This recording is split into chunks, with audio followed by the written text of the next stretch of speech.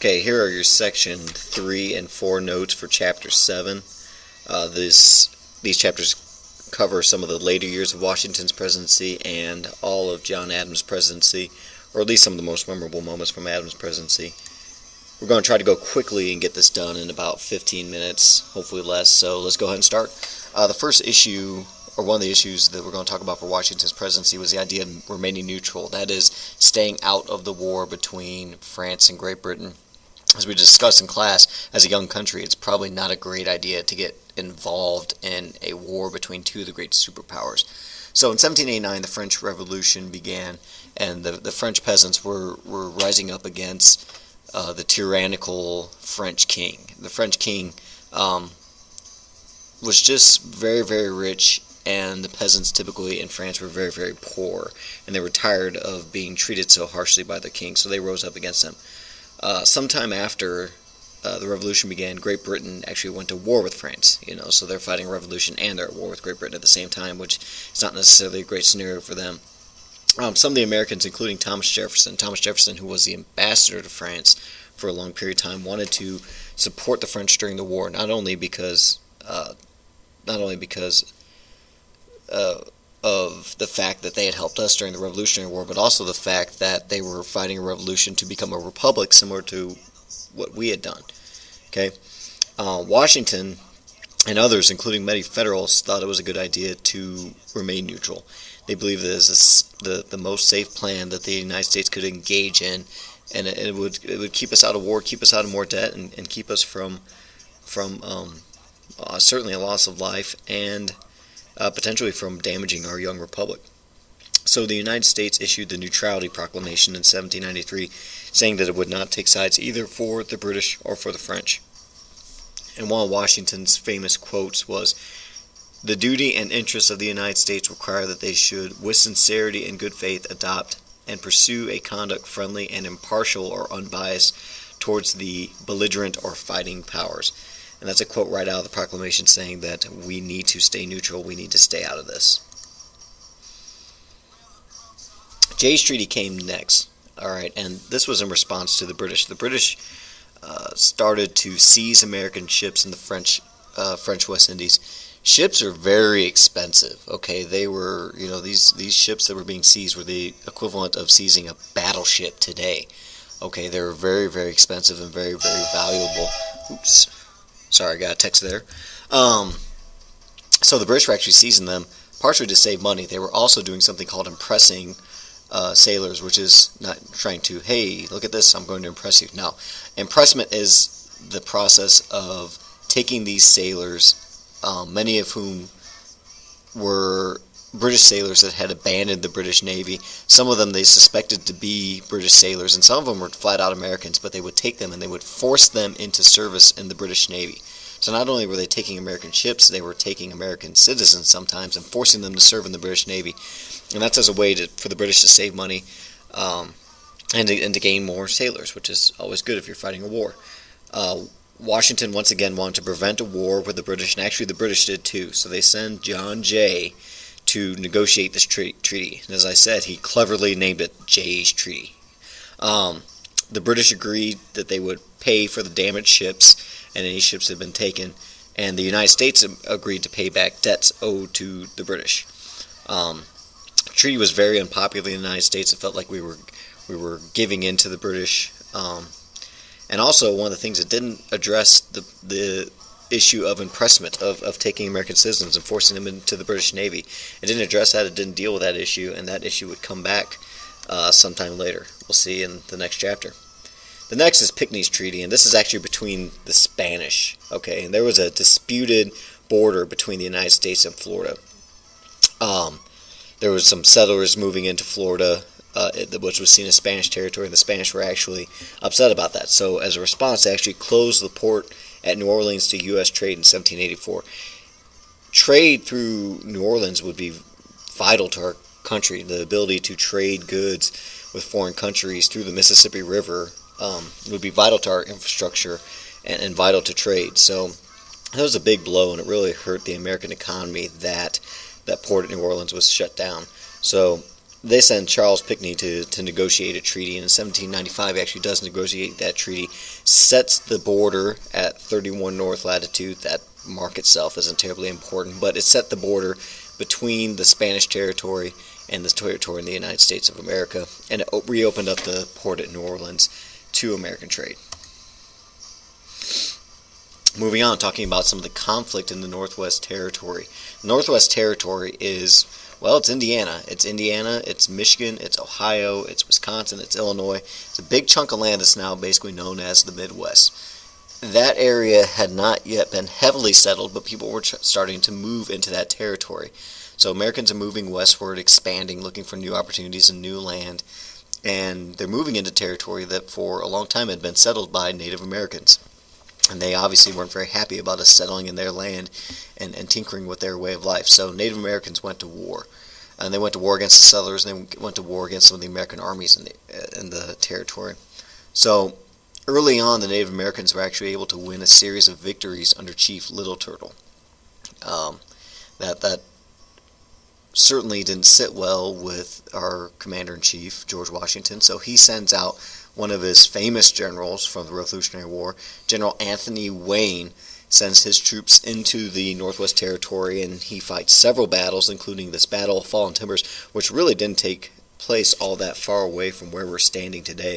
I just looked it up, and the battlefield's actually 90 miles away from where we're standing right now, in Maumee, Ohio. So their famous battles fought, the Battle of Fallen Timbers, were General Anthony Wayne, and you guessed it, that's the general that the Fort Wayne was named after, which is where we're residing right now. So General Anthony Wayne, a very popular figure in our local history. But anyway, Anthony Wayne and his soldiers defeated Little Turtle at the Battle of Fallen Timbers, and shortly after, the resistance in the Western Lands, Northwest Territory, ended. At the Treaty of Greenville in 1795, the Americans gave away most of the Native American lands in the Northwest Territory, and we would soon settle that area and make it into some of our states. Moving on, the next event we're going to talk about is the Whiskey Rebellion. This is something we've covered in class a little bit, but a little more detail will help us understand it. So the people of Western Pennsylvania were angry at the tax on American-made whiskey. The tax on American-made whiskey was part of Hamilton's plan to pay down debt. Like we talked about in class, it's not uncommon for the government to decide to tax things that are considered a vice, such as whiskey or something that you could drink, an alcoholic beverage that you could drink. But in Western Pennsylvania, whiskey was one of the main sources of not only money but of trade. They would actually just simply trade the whiskey for what they wanted. So it was really more of a currency than it was a product to sell to make money. So the tax on whiskey was very troublesome for those people in Western Pennsylvania. So they were upset about the tax and about the way that it was levied. They felt like it was levied right directly at them. And was sort of punishing them by taking away one of their main sources of money, of revenue. So fighting actually broke out in 1794. It wasn't long after that Washington sends an army to put down this rebellion, basically to go in there and to enforce the law. That is one of the most literal examples of the executive branch executing the law, and the only time that a sitting president ever had to lead an army into battle. Sorry, I had some technical difficulties there. So in 1796, Washington decides to say farewell to the nation, stopping after 2 terms as president. That's one of the most important precedents that George Washington sets by leaving office after 2 terms. Presidents thereafter would follow his example, for the most part, all the way up until Franklin Delano Roosevelt, who is elected to 4 terms as president.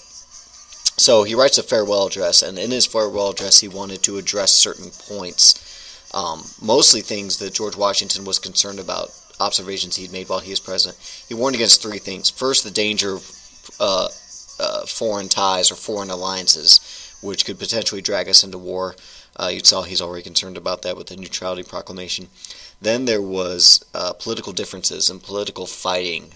The factions that had started to come up, the political parties that started to form. And we'll see the dangers of those political parties fairly shortly after Washington leaves office. And then the last thing was too much debt, or borrowing too much money. The government borrowing too much money, which is something that we haven't worried too much about lately, and in the history of our country, we've borrowed a lot of money. So if you look at all three of these are issues that America has become entangled with after Washington warned us about them. Okay, so the election in 1796, this is the first really competitive electoral campaign for the presidency of the United States.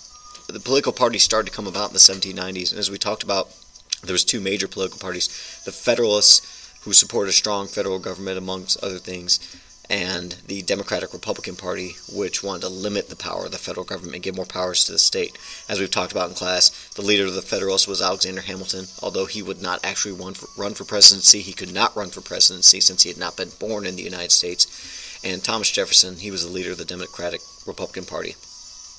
So in the first really competitive electoral race, it was actually really fiercely fought. There was a lot of accusations and lies and slander thrown around, insults at each other, at each candidate, both John Adams and Thomas Jefferson. But in the actual election, John Adams was victorious. However, since, like we said, it was a very competitive race, Adams received the most votes for President of the United States, and Thomas Jefferson received the second most votes.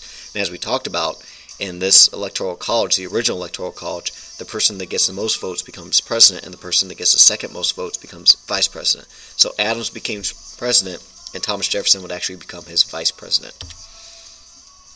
Well, the presidency of John Adams gets off to a rocky start right away with the XYZ affair. Okay, one of Adams' goals was actually to improve relations with the French. He was typically not known as being a pro-French president, but he wanted to improve those ties. So he sent diplomats to France, and our diplomats would meet with this foreign minister called Talleyrand, but he would not actually meet them. And they came back with tales that Talleyrand would not negotiate a peace or negotiate relations without a bribe. So there was this big scandal called the XYZ affair, famous because the diplomats that came back would not name the French diplomats that asked for the bribe. They simply referred to them as person X, Y, and Z. And this kind of flared up tensions between the United States and France, and further strained the ties between the Federalists, who were typically pro-British, and the French, who they were trying to improve relations with, but this certainly didn't help. Then there was the Alien and Sedition Acts. These were acts created by the Federalists to kind of crush the Democratic Republican Party, or to crush the strength of that party, and to really limit them in further elections and limit their opposition to the war. They were opposed to Great Britain and opposed to what was going on between the United States and France. So John Adams signs into law the Sedition Act, which forbade anyone from publishing or voicing criticism against the federal government. This really goes directly against the First Amendment. Putting people in jail for voicing their opinion, that's as against the First Amendment as it gets. It was greatly disliked in the United States.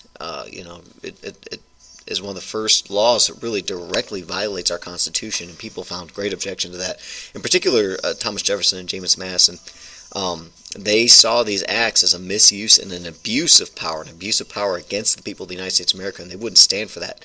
So Jefferson and Madison wrote resolutions that in both the Kentucky and the Virginia legislatures, both of them basically said that the acts were unconstitutional and that they refused to follow them.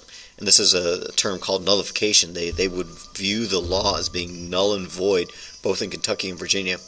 And this idea supported the idea that states could actually challenge the federal government for power. And this is going to be a popular topic from now all the way up into the Civil War, the idea of state power versus federal power, and the idea that the states could nullify or determine federal laws to be unconstitutional.